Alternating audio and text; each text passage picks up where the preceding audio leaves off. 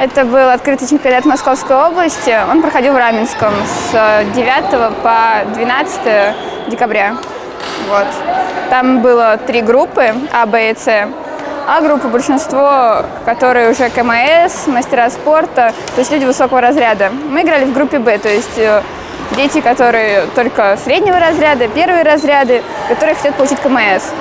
А С-группа – это большинство людей, которым уже за 30, за 40, в общем, уже ветераны. Мы играли с Дашей только пару, а мальчики играли и миксты с нами, и пары, и одиночки, то есть у них было игр больше.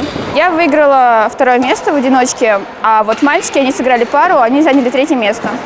Это каждый год практически проводится, мы туда ездим и пробуем занимать места. Сезон продолжается, я не думаю, что Новый год – это какое-то открытие, особенно в спорте. Сезон продолжается, он заканчивается в большинстве своем летом, когда дети уходят на каникулы, уезжают отдыхать, и тогда уже не до спорта. А с 1 сентября все как в школе, только каникулы, когда праздники. 3-4 января соревнования проходят в Чистых прудах. Это новогодний турнир.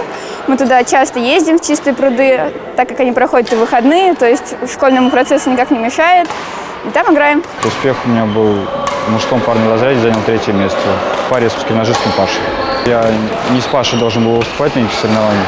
Вот, так что если бы было больше времени на подготовку, то в принципе можно было и 1 место.